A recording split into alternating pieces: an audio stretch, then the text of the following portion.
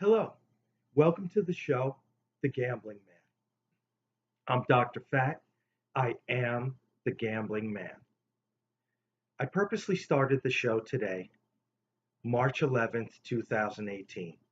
A year ago, the love of my life died on this day, 2017. And it was a love affair right from the beginning. When I was 4.5 years old, he took me to the most glorious place I had ever been, Shea Stadium. And I thought, wow, this is so beautiful, so big. It overwhelmed me. And what made it even better was my father was a New York City fireman who worked in Jackson Heights, and Shea Stadium was down the block, and he'd do the games once in a while. So we'd walk in, and he'd flash the badge, boom, we're in. Go up to the press box. He knew the guy up there. And Dr. Fat and Dad were sitting cozy in the press box. It was the greatest thing. And we'd look at the field and wow, how beautifully groomed it was and how green and whatever. And the funny thing about that is I look at the Mets yearbook things from, 69 and 70 and it looks like concrete compared to today's fields. Today's fields are immaculate. But anyway, getting back to the story. Towards the end of the season, towards the end of the Aqueduct season, my father brings me to Aqueduct. So I'm like, what's Aqueduct? He says, you'll like it. It's like Shea Stadium. You'll like it. Then I realized I was in the greatest place on planet Earth, Aqueduct Racetrack. There was only 2 weeks left in the season, and my father, being a fireman, took off. He would work 2 days, be on three, be off 2 days, work three, whatever. It was a crazy schedule. It wasn't 9 to 5. So anyway, he had Saturday, Sunday off. Takes me to the racetrack on Saturday, and I am like, "What's Shea Stadium?"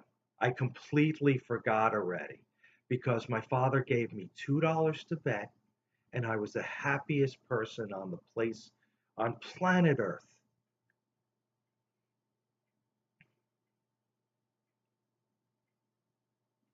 Of course, the first $2 bet I made, I lost. I couldn't read, very frustrating. I was 4.5 years old. In my day, 4.5 years old, I was illiterate. Kids today, 4.5 years old, they're practically Rhodes Scholars. They've already gone to school for 3 years. Not me, not little Dr. Fat. Dr. Fat stayed, school terrified Dr. Fat. But anyway, getting back to the aqueduct story. Got to try to keep on track here. I'm going to ramble on and on at times. I don't know how to edit, so we got to get through that stuff. You know, you're just going to hear at times rambling. But anyway, here we go. Back to Aqueduct. Greatest place on planet Earth, loving it, gambling, whatever. The next day we go, a couple of firemen are there. Now it's even better. More action, whatever.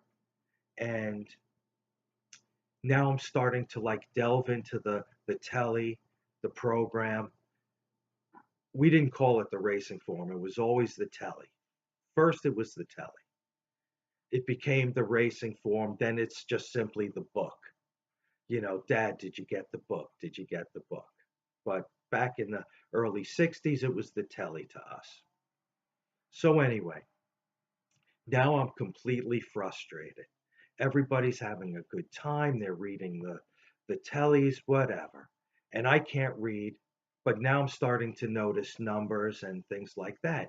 And the guys are like, Little John, who do you like? Little John, who do you like? And I was starting to, I was picking out low numbers, which are basically the favorites. So I'm not giving any information out, but I noticed a trend from the day before. So now I'm really getting involved and loving the racetrack, everything else. The following weekend comes, and it's Sunday. It's the last day of Aqueduct. Now I'm 4.5 years old, never had any trauma in my life at all. Everything's going great. Things are beautiful. The sky is bright, you know. The flowers are growing, everything's nice. And then my father says, "Well, we won't see Aqueduct for a while." And I'm like, "Dad, what are you talking about? Well, what? Well, it's closed now." I go, "Well, when does it open again?" He goes, "Well, like in March, I think. March." Now I'm getting the months down. I went from illiterate to January, February, March, April, May. You know, the dopey little fat kid is starting to get an education already. March, and I went out of my mind. It was the first time in my life I ever felt loss. I was like traumatized by the fact that we couldn't go to the racetrack until March. And I started counting days and this and that, all in the same car ride, loser ride on the way home. So, anyway, during my panic, I'm like, "Dad, there's no more horse racing anywhere?" He goes, "There's a place in Florida called Hialeah, and they'll be running soon." I go, "Let's go, Dad. Let's go to Hialeah. Let's go." He goes, "We can't, little fool. It's too far away. It's in Florida." I go, "Is Hialeah heaven, Dad?" He goes, "Yes, it's heaven." And I'm traumatized. The tears are flowing down my face, and I'm on my way home. And we get home. My mother yells at us, "Did you win?" And my father always gave the same lying answer: "We broke even. Never talk about a win. Never tell that woman you lost any money." My goodness, my mother, you're going to hear about my mother. My mother, I can describe my mother in one word: loud. That's it, loud. And she was mean to me. I don't know why. I guess she didn't like my lifestyle starting at 4.5 years old. My father was the greatest motivator in the history of motivators. All he would say is produce. I had no idea what that meant, but he said, "If you produce, we'll go to the racetrack." Shea Stadium was forgotten. I had gone to Shea Stadium, and it was great. It was completely forgotten. It was all about Aqueduct. And then my father goes, "Aqueduct, we have another track to go to, Belmont." "What's Belmont, Daddy?" "Oh, it's a little bit nicer than Aqueduct. You'll like it." So we go to Aqueduct as much as we can. I'm 5 years old. Everything's great. We go to Belmont. Everything's great. Now, here's my school year. You know, everybody's got to go to school and learn, right? I had to do it too. PS 193, kindergarten, my 5th year of life.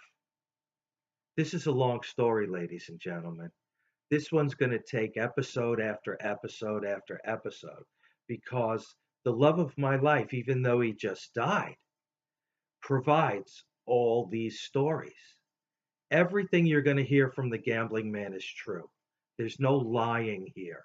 When we start betting, you're going to see the balances all the time, the amounts bet. It's going to be bet live, plenty of time to make your own losing decision. I'm not here telling you, um, bet with me. I know what I'm doing. All I'm saying is I'm 56 years old, and since 4.5, 5 years old, I've been gambling. For 51 years, I am the gambling man. I've lived the evolution of gambling. I am the gambling network. I am the future gambling channel, believe it or not. I am not doing this to do a show or create a show. I am creating a new channel, a new network. I am Dr. Fat. I am the gambling man.